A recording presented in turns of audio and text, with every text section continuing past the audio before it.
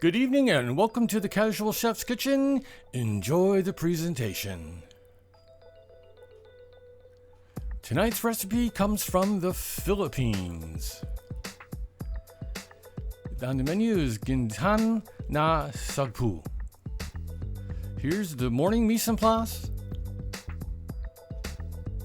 Here's just after prep. And here's the second mise en place in order of appearance. Here I am heating up some oil in my brazier. I add most of the veggies and saute. Here it is after sauteing for a few minutes. I add the tomatoes and the Thai basil. Then I add the coconut milk and stir it in.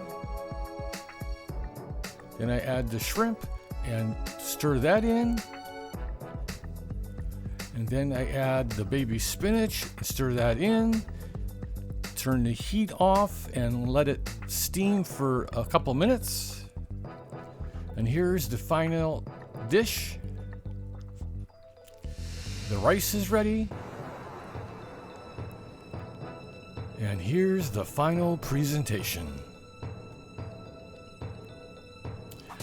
Thank you for coming to the Casual Chef's Kitchen. I hope you enjoyed the presentation. Have fun cooking.